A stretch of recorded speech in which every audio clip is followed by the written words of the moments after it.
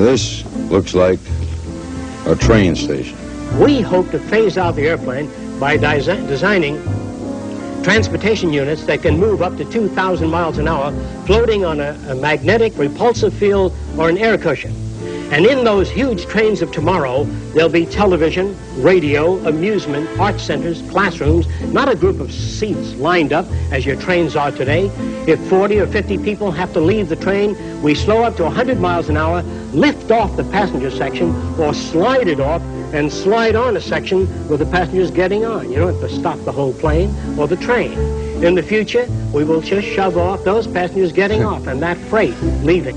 This is part of the linear acceleration train that can take you anywhere in the world in just a few hours, safely, without snow, rain, being lost at sea, subject to the weather. Are all these things you're saying?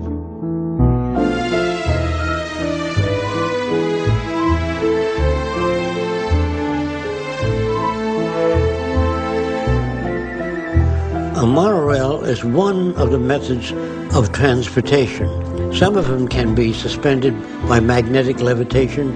Others can use wheels and ride the rails. This is an aerial perspective of a monorail station with entrance and exits on the side of the highway.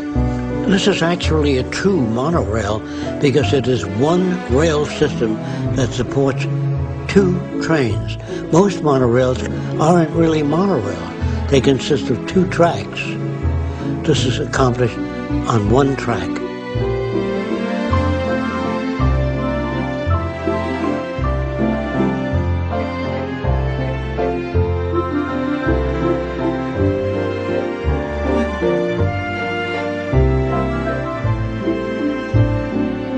The vehicles of the future will be highly aerodynamic in shape.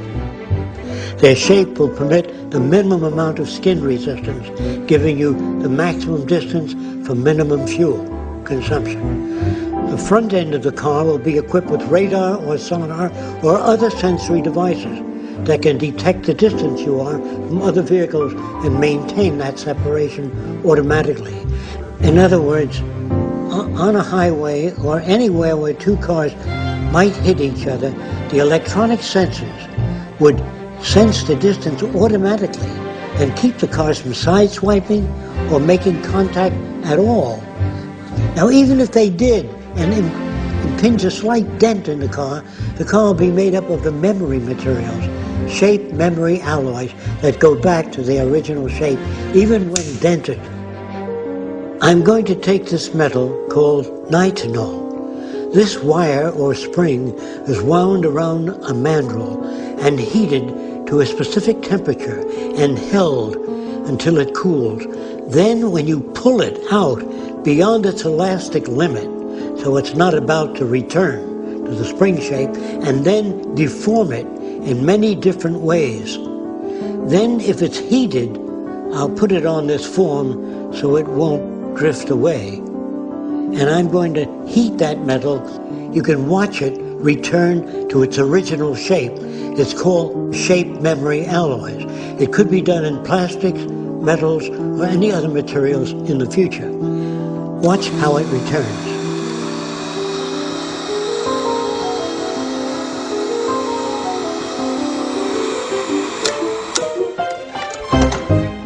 And even if an area of the car were removed, they can be rebuilt. In other words, automatically, by the car having a memory system of its configuration, just like the human body, just like perhaps in lizards and salamanders and certain types of organisms today can regenerate parts of their body.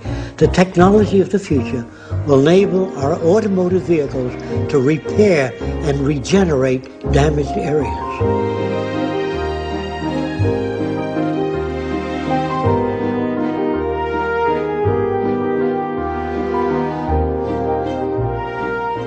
This is a transport unit or air suspended unit.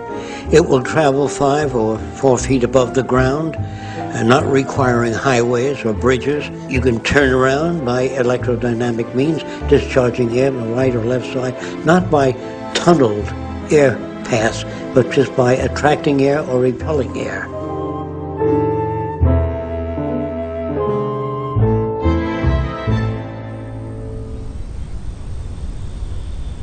I did this about 65 years ago.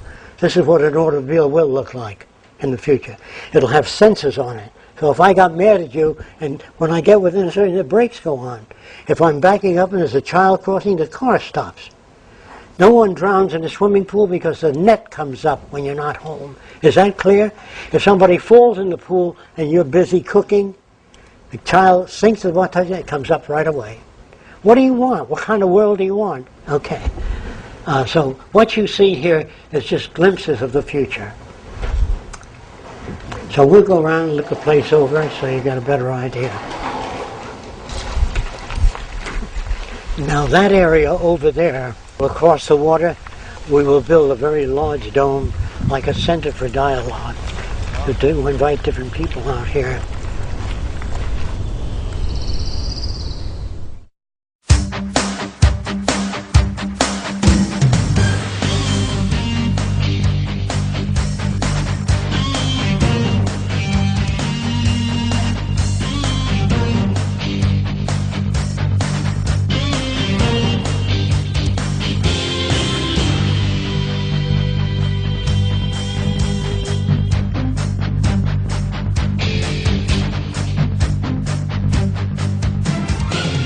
This is a freighter with separate sections. This freighter can deliver this to the Philippines, drop this off in Hawaii, and so when all of the freight bays are released, they are propelled automatically to the loading docks. And then the forward portion of the ship and the rear portion, which is the propulsion unit, are joined together. So you always travel at a balanced load. You never travel with an empty hull back. So using energy that way conserves millions of gallons of fuel if you use fuel in the conventional sense. This is a possible propulsion method. In this instance, water is drawn toward the surface of the ship electrodynamically, and in turn, the ship's reaction is forward, away from the pressure toward the rear. It's like holding a peach pen and squeezing it, and it moves forward. It has far less weight, less water turbulence, and very little energy consumed. What you see here is an illustration of underwater transportation for the future. And the very leading edge, air bubbles will be emitted very rapidly in front of the unit, and that will cut down the resistance considerably. If you were to release thousands of air bubbles underneath a ship, it would sink because the water is less buoyant with the air bubbles in it. So the air bubbles will be a system in the future for reducing the forward resistance. Transporting things underwater is much more economical and offers much less resistance. When traveling on the surface, you're confronted with waves and wave motion. Underwater, you don't have that problem at all.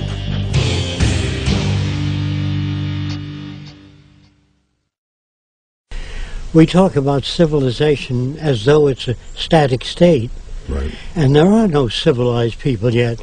It's a process that's constantly going on. We're not civilized. It's an ongoing process. Yeah. And so we never become fully civilized because we'd have to know quite a bit in order to behave in the most constructive manner.